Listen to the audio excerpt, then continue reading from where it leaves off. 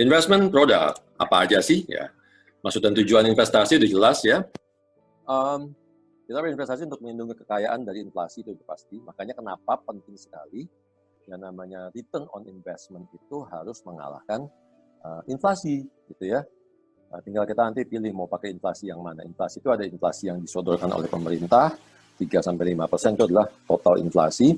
Ada juga inflasi yang kita lihat berhubungan langsung dengan diri kita yang disebut dengan inflasi konsumsi. Lebih tepatnya memang menggunakan inflasi konsumsi, dan inflasi konsumsi itu biasanya angkanya 2 digit ya, jadi 10, 12, 15% itu inflasi yang realnya ya. Terus kemudian untuk konsumsi masa depan yang lebih besar, betul sekali, karena nanti kita ke masa depannya kita akan butuh biaya yang lebih besar lagi. Kenapa? Karena ada inflasi tadi ya. Kemudian untuk pembayaran yang tidak menentu di masa yang akan datang.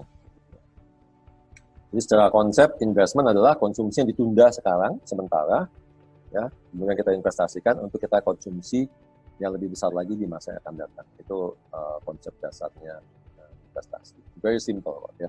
Semua orang pasti kurang lebih paham lah. Nah ini flow of fund yang terjadi ya. Orang masuk melalui ini sebelah kiri ini bisa individu, bisa bisnis. Kemudian uangnya masuk melalui berbagai macam produk. Bisa dana pensiun, reksadana, nih ya, ada pension fund, ada mutual funds, ada melalui bank, tabungan deposito, ada melalui asuransi, ada melalui investment di asuransi, ada melalui saham, obligasi, dan sebagainya. Gitu ya. Perusahaan broker, kemudian uangnya baru di disburse atau dilempar. Ya, bisa masuk ke saham, bisa masuk ke over the counter ini misalnya obligasi, bisa masuk ke private equity, atau bisa masuk ke direct investment kayak ke bank, itu kan masuknya ke direct pinjam meminjam ke perusahaan gitu ya. Jadi kurang lebih seperti inilah putaran dana yang ada di masyarakat ya. Nah, bagi seorang financial planner sangat penting untuk mempertimbangkan time horizon yang diperlukan klien ya. Jadi makanya kita bicara time horizon.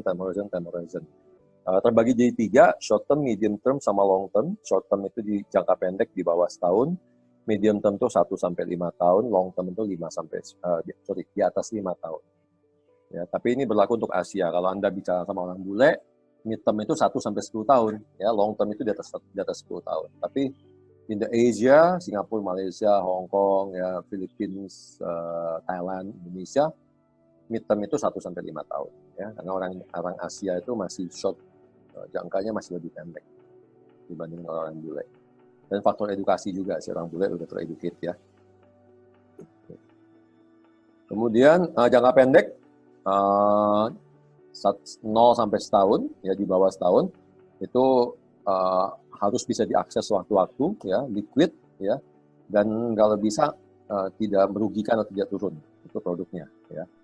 Jadi contohnya dipakai buat emergency fund, produknya produk jangka pendek, hampir sama seperti produknya emergency fund. Jadi ada tabungan, ada deposito, ada reksadana pasar uang, ada emas, gitu ya. Maaf, reksadana pasar uang, ya masuk di bawah setahun masih masuk reksadana pasar uang. Kemudian ada emas, gitu ya. Nah itu adalah produk-produk yang dipakai dalam waktu jangka pendek di bawah setahun. Ya. Tinggal dipilih aja. Kemudian jangka menengah 1-3 tahun atau 1-5 tahun, ya. Instrumennya matching. Nah, kalau jangka menengah ini kita udah bisa main ke produk-produk keuangan yang berupa kayak surat utang gitu ya. Jadi obligasi masuk, kemudian reksadana pendapatan tetap masuk gitu ya. Kemudian apalagi ORI masuk ya. Terus sukuk retail masuk, sukri ya. Sukuk juga masuk, reksadana pendapatan tetap udah ya. Reksadana campuran, oke, tergantung profil resiko ya. Jadi biasanya kalau jangka menengah ini lebih banyak masuk ke surat-surat utang, ya, basisnya surat utang. Kemudian jangka panjang, nah jangka panjang ini di atas 5 tahun. Anything above 5 tahun, mau dana pensiun, dana pendidikan anak, mau dana apapun lah ya. 5 tahun, di atas 5 tahun masuk kategori jangka panjang ya. Contohnya dana pendidikan anak gitu ya. Kemudian investmentnya apa? Investmentnya lebih beresiko lagi, jadi bisa kita bicara properti itu buat jangka panjang. Terus kita bisa bicara saham, reksadana campuran, gitu ya. itu masih bisa masuk ke jangka panjang. Produknya nggak terlalu banyak. Jadi di Indonesia tuh sebenarnya produk keuangan itu aja gitu ya. Saya cenderung sebenarnya hampir bosen ngomongin bolak-balik ngomong itu lagi. Tapi ya balik lagi gitu, banyak masyarakat yang apa namanya belum paham ya. Kalau di luar negeri banyak, produknya lebih banyak lagi. Ya, kita ada variable annuity, ada fixed annuity, gitu ya. Ada rates ya. Di Indonesia ada rates tapi belum populer, ya nggak terlalu populer lah dibanding reksadana. Ada ETF ya, nanti pas ngomong reksadana kita akan bahas ETF. Jadi prinsip dasar time horizon ya, kebutuhan jangka pendek, produk jangka pendek, kebutuhan jangka menengah, produk jangka menengah, kebutuhan jangka panjang menggunakan produk jangka panjang. Jangan sampai salah ya. Emergency fund pakai produk jangka pendek. Nah, kalau instrumen kita lihat ada beberapa macam. Kita tahu ada instrumen perbankan ya, ada tabungan, deposito ya, itu jangka pendek ya. Deposito sendiri terbagi jadi dua. Nah, ini banyak orang yang nggak tahu. Kemarin saya sempat diwawancara sama Liputan 6 kalau nggak salah. Apa ya, saya lupa medianya. Wawancara tentang Republika. Tentang orang yang tidak bisa narik depositonya dia di Jawa Timur kalau salah ya, di Gresik kalau salah.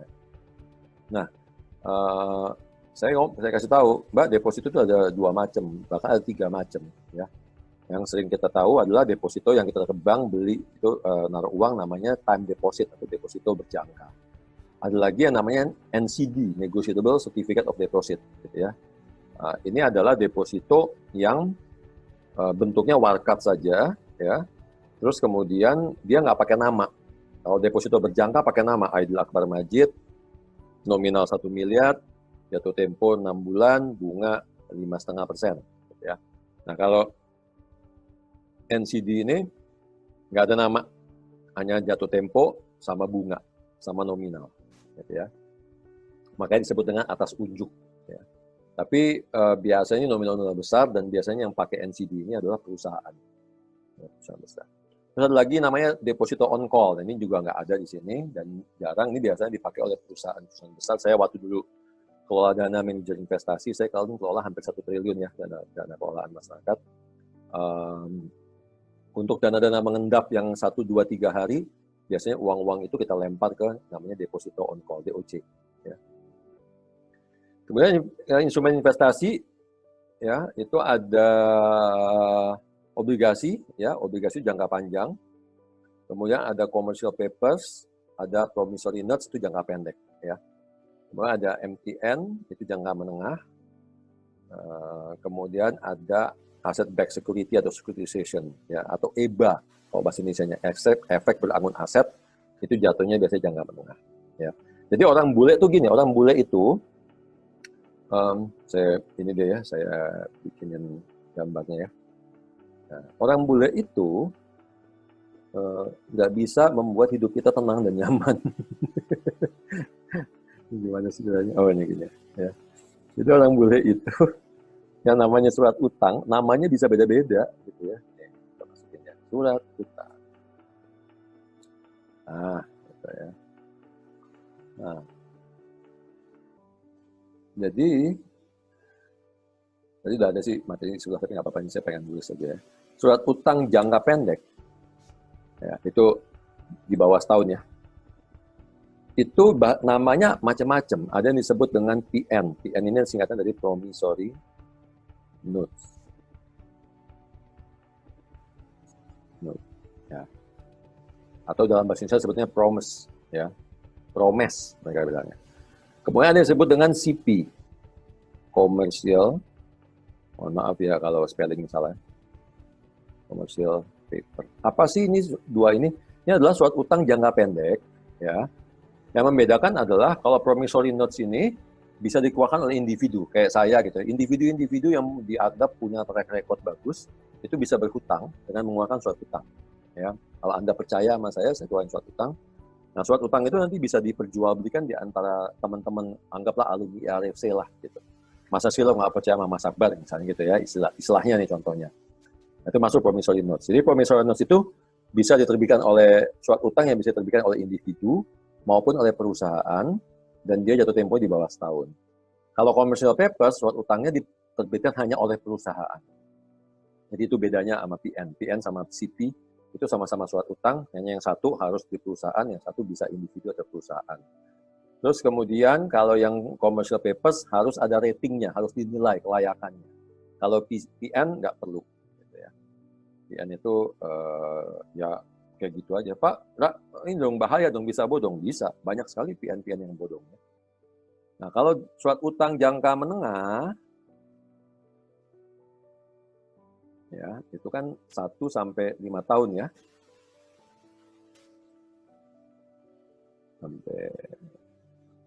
Sampai 5 tahun ya. Oke. Nah, ini disebut dengan MTN. Medium Terms Note ya, atau MTN. Kalau orang Indonesia kan ngomongnya gitu. Apa? Obligasi jangka pendek, obligasi jangka menengah, obligasi jangka panjang. Ya, gitu ya. Kalau orang bule enggak. Jadi dia punya bahasa sendiri. Kalau Anda udah dengar kata-kata notes, medium term notes, itu berarti dia ngomongin obligasi jangka menengah. Ya, yang jatuh tempo antara 1 sampai 5 tahun. Kalau di bule 1 sampai 10 tahun ya, jangan sampai salah ya. Kemudian surat utang jangka panjang. Ya. Nah, ini baru di atas 5 tahun, kalau boleh ada 10 tahun, ini yang disebut dengan bond atau obligasi. Jadi obligasi, ketika orang nyebut bonds, itu hanya untuk surat utang yang jangka panjang. Ya. Gitu. Ini saya bicara kayak gini supaya nanti kalau teman-teman ngobrol sama orang, ketemu orang bule, orang asing gitu, supaya jangan sampai salah menyebut terminologinya mereka. Ya. Oke. Ya, jadi gitu ya, balik ya. Tadi, nah ini kan obligasi jangka panjang nih, di atas 5 tahun ya. Kemudian commercial papers, PN, jangka pendek di bawah setahun, MTN, jangka menengah. Nah, ada namanya asset backed securities. Ini kalau disebut dengan EBA. EBA ini adalah ya, efek, singkatan dari efek beragun aset. Nah, ini kalau yang salah ya. EBA atau singkat dengan Asset Backed Securities, ABS ya, atau sekuritisasi. Ini maksudnya apa sih? Maksudnya gini loh, ada surat utang yang di backup, jadi efek beragun aset ini obligasi. Ya, jadi EBA ini adalah obligasi surat utang yang di backup dengan aset. Nah, kita masih ingat kan tahun 2008 kita kena namanya global crisis. Salah satunya adalah karena subprime mortgage. Nah, subprime mortgage itu awal muasalnya adalah EBA. Ya, jadi gini ceritanya. Ini saya cerita teorinya ya. Jadi di Indonesia kan bank yang banyak sekali ngumpulin portfolio kredit KPR rumah. Kita semua tahu itu namanya Bank BTN. Ya. Nah, orang kalau KPR rumah itu kan 15 tahun, 20 tahun. Jadi Bank BTN itu terima duit dari nasabah, deposan, lempar buat bangun rumah, orang nyicil di rumah ke dia.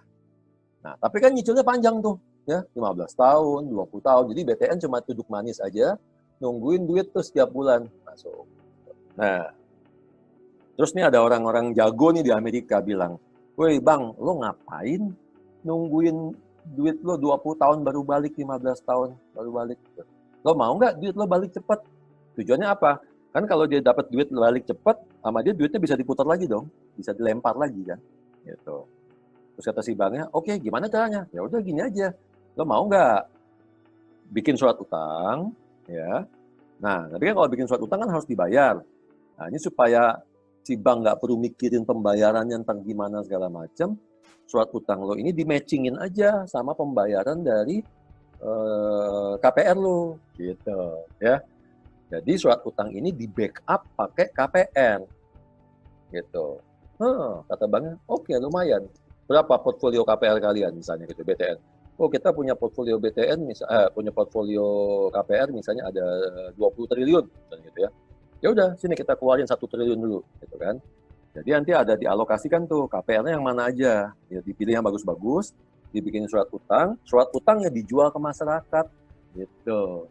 Jadi yang namanya EBA ini adalah surat utang tadi, obligasi, dengan backup-nya adalah aset. Dalam hal ini biasanya asetnya ini adalah KPR, cicilan atau piutang dari KPR biasanya. Makanya di Amerika disebut dengan mortgage, prime mortgage. Subprime itu berarti subprime, kalau prime itu kan primary, subprime itu berarti level keduanya. Di obligasi dari obligasi yang di backup sama mortgage. Mortgage itu adalah KPR. Gitu ya. Nanti kita diskusi tentang subprime mortgage di grup aja deh. Kalau di sini nanti waktunya habis ya.